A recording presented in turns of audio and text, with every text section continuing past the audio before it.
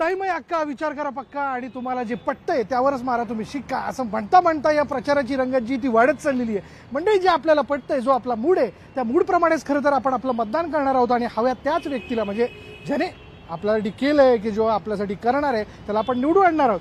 पण असं प्रचार करता करता सगळ्यांच्याच घशाला कोरड पडली असणार. माझी थोडीशी या अर्थाने पडली की मी लोकांना विचारणार आहे, काय आहे तुमचा मूड, म्हणजेच मूड महाराष्ट्राचा. पण महाराष्ट्राचा मूड जाणून घेण्याच्या अगोदर हा क्या बात है भैया, पिला दो एक शिकंजी हमको. वा वा वा वा वा, जोरदार. नागपूर मधल्या या सगळ्या गरमीत हे छानसं लिंबू सरबत.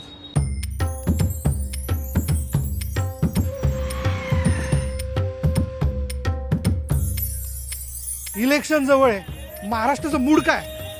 अब मैं क्या बता सकता हूँ, अपना मूड है ही नहीं अपना, अभी कोई अभी दिमाग काम नहीं करता. अच्छा, दिमाग काम नहीं करता है, फिर भी क्या माहौल लगता है? अब देखो बीजेपी का लगता. काकांना बीजेपीचा माहोल वाटतोय. राम राम, काय चाललं, बरं का? काय मूड काय महाराष्ट्राचा? महाराष्ट्र में अच्छा है. हा, अच्छा है. कोण आहे का? कांग्रेस आएगी. काँग्रेस आहे की? काकाचं एक वेगळं मत आहे. आणखीन एक नागपूरकर आपल्या बरोबर भेटलेले आहेत. फुटपाथवाल्यांना सपोर्ट करतील तोच विजय होऊन येईल. इलेक्शनचं वारं सुरू झालं ना. काय करायचं आहे इलेक्शन, आम्हाला काही जागाच नाही देऊन आल्या. यंदा बघा इलेक्शन आहे लोकसभेचं, मतदार यादीत तुमचं नाव तर असेल, हो ना? काय वातावरण आहे, काय माहोल आहे, मूड काय महाराष्ट्राचा? तुमचा मूड काय? मला काही माहित नाही तेवढं. हा, पण काय अंदाज तुमचा? नाही काहीच सांगू शकत. तुम्हाला काय वाटतं कोण येईल?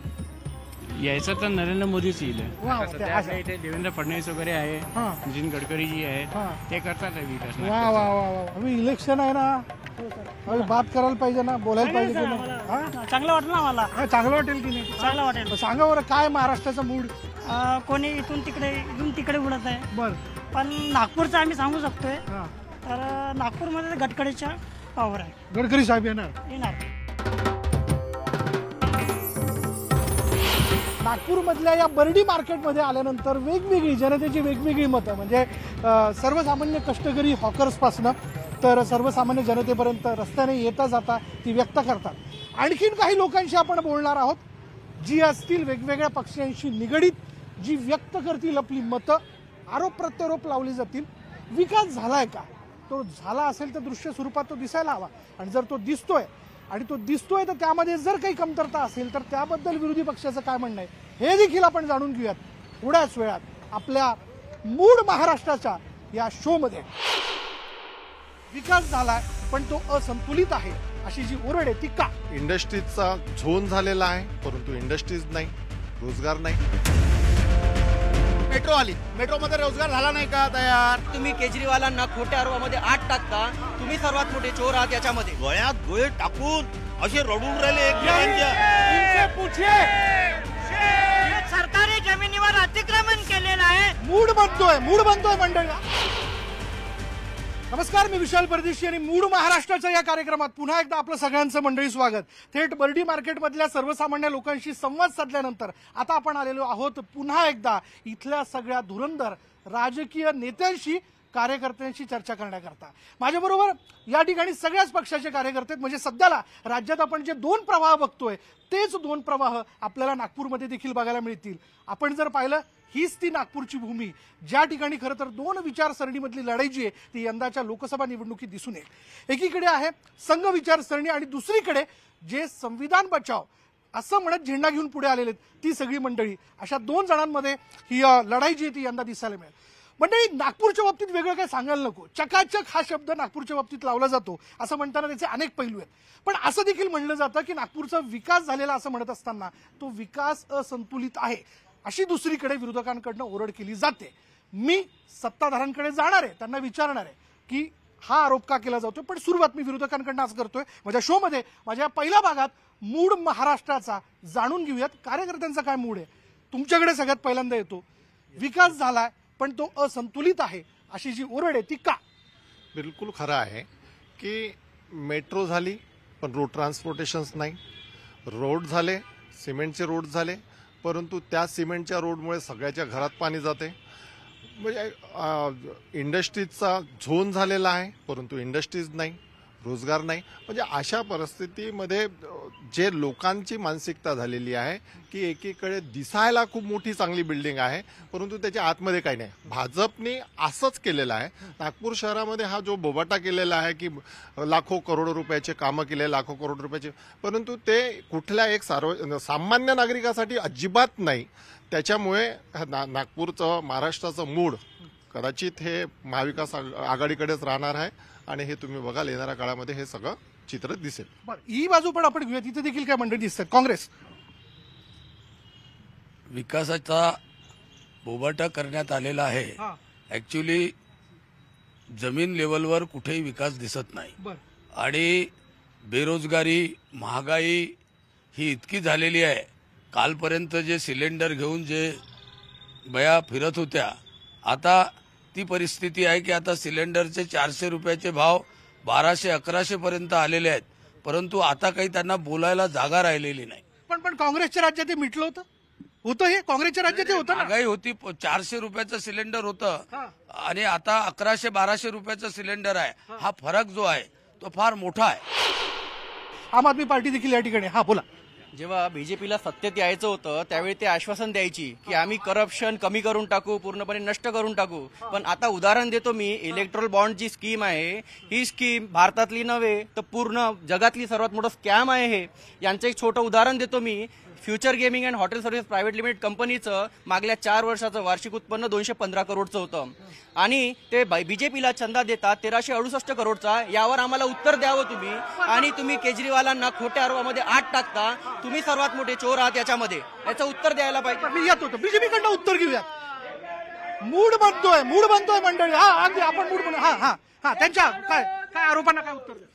बघा, जितका विकास झालेला आहे आणि तो विकासाचा सर्व लोकांना दिसतोय पण विरोधकांना दिसत नाहीये.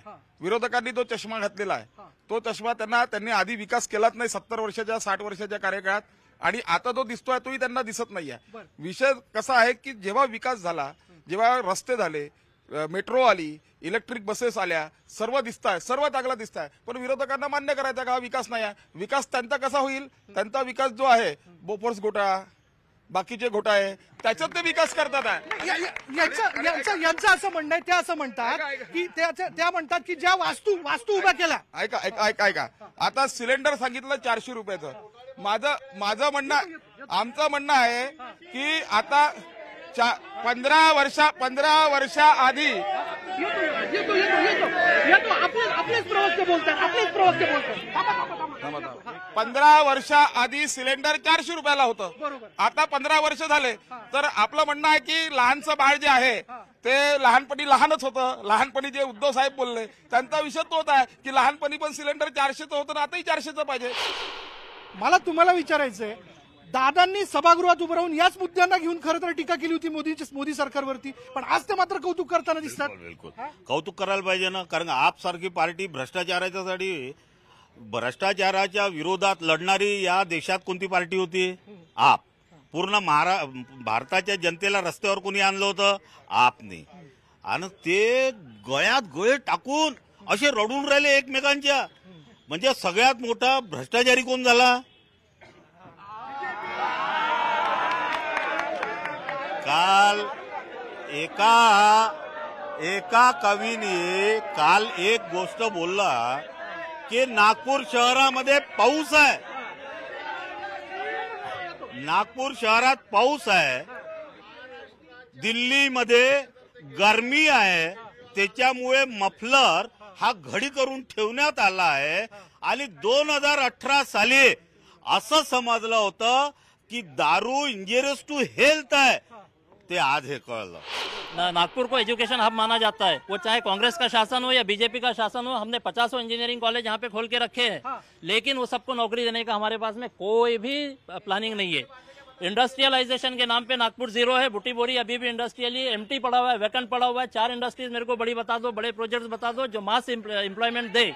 नहीं देते. हमारे महाराष्ट्र के सारे प्रोजेक्ट सारे प्रोजेक्ट जो है गुजरात जा रहे हैं। हमारे में इतनी ताकत नहीं है, हम में इतनी ताकत नहीं है कि हम हमारे नागपुर में वो प्रोजेक्ट्स को रिटेन कर सके।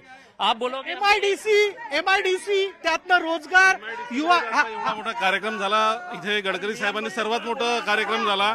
आता इथे महाराष्ट्रातला उद्योग उत्सव झाला आणि युनिव्हर्सिटीच्या ग्राउंडवर झाला। तुम्ही पाहिलं असेल सर्वात जास्त पिनाका सारखं रॉकेट आता नागपूरच्या बाजूला बनतं हे यांना माहिती म्हणजे किती आश्चर्याची गोष्ट आहे। सोलार इंडस्ट्री एवढी मोठी इथे आलेली आहे, 3000 कोटी रुपयाची गुंतवणूक आहे। यांना इंडस्ट्री दिसत नाही, त्याला आम्ही काय करू? युवक बोला इंडस्ट्रीज मध्ये जर पाहिलं जसं आम आदमी पार्टीचं म्हणणं आहे का बुट्टी बोरीमध्ये कुठेही इंडस्ट्रीज नाही आहे। स्पेसवूड, इंडोरामा, रिलायन्स ह्याच्याहून सारख्या मोठ्या इंडस्ट्रीज व small scale industry, Morarji industry, small scale, large scale सगळ्या मोठ्या इंडस्ट्रीज आणि नवीन युवकांना प्रधानमंत्रींनी भरपूरशे स्कीम्सच्या तहत तिथे जागा अलॉट करून एंटरप्रिनरशिप बंद हो गई थी मुरारजी, बंद हो गई थी, वापस चालू कराय। मी एकच सांगतो, हे रोजगार म्हणताय, 100 कोटीचे कामं नागपुरात झाले, मेट्रो आली, हे कामातच रोजगार आला तेव्हाच हे कामं झाले ना, मॅन पॉवर अवेलेबल झाला तेव्हाच हे कामं झाले ना। हे एकदम स्पष्ट उत्तर देतो की मेट्रो आली, मेट्रोमध्ये रोजगार झाला नाही का तयार? 100 कोटीचे कामं नागपूर शहरात झाले, रोजगार तयार झाला नाही का? आम आदमी पार्टी का जो विकास है वो विकास झाड़ू से दारू तक और गांधी से लालू तक। आप इनको देखिए, रामलीला मैदान, आज जिस रामलीला मैदान में जिस रामलीला मैदान में केजरीवाल की मजबूरी देखिए। जिस रामलीला मैदान के अंदर उन्होंने जिनकी भ्रष्टाचारियों की फोटो लगाई थी, उन्हीं भ्रष्टाचारियों के गोद में बैठ करके कल वो अपनी मीटिंग कर रहे थे। नितीनजींनी म्हटलं त्यांनी रोजगार निर्मिती करून दिलेली आहे, इथं रोजगाराची काही कमतरता नाही असं म्हणतात। हे सगळे बेरोजगार इथे आहेत। कोणत्या 2014ला भारतामध्ये भारतीय जनता पार्टी आली, त्यांनी भटजीला सेठजी बनवलं आणि 2019ला भारतीय जनता पार्टी पुन्हा निवडून आली, त्यांनी सेठजीला सेठजी बनवलं आणि त्याच्यामुळे विकासाच्या नावाखाली शाळा कॉलेजेस 2014 पासून एक तरी वस्तू सांगा कोणती स्वस्त झाली आहे? यांनी किती पण हुल्लडबाजी केली तरी सुद्धा देशाच्या युवकांनी, देशाच्या जनतेने आज ठरवून टाकलं आहे मोदींना 400 पार सीट आणून देतील, नितीनजींना परत एकदा 5 लाख पार निवडून आणतील आणि अरविंद केजरीवालनी जे दारू घोटाळे केले पूर्ण दिल्लीला दारूच्या जोरदार म्हणजे मतांची आघाडी असेल नितीन गडकरींच्या बाबतीत असा दावा केला जातो भाजपकडनं। येतो सर, हे म्हणतात विकास झाला नाहीये, भटजीचा यांनी जातीय उल्लेख केला। नागपूर मधला सगळ्यात मोठा एम्स आज गडकरी साहेबांमुळे ते उपाध्यक्ष भाजपच्या सरकारमध्ये 3 तलाक कायदा काश्मीर आज विकासाची गंगा गडकरीजींनी घातली आहे। परत महिलांना आरक्षण मोदीजींनी दिलेलं आहे आणि देवेंद्रजींनी महिलांना एसटी बसमध्ये सूट दिलेली, असं कितीतरी विकासाचे काम आहेत जे केलेले आहे समृद्धी महामार्गापासून। आणि आजच्या डेटला इथे गोष्ट विकासाची करावी, एकही जण त्या काँग्रेसच्या कॅन्डिडेटची गोष्ट करत नाही आहे। बरोबर आहे, विकास झाला असेल तो दृश्य स्वरूपात असतो, तो दिसतो, विजिबल असतो। आपण अधिक बोलणार आहोत, मी येणार आहे सगळ्यांकडे अधिक बोलणार आहोत, पण यानंतर वेळ झाली का ब्रेकची। ब्रेक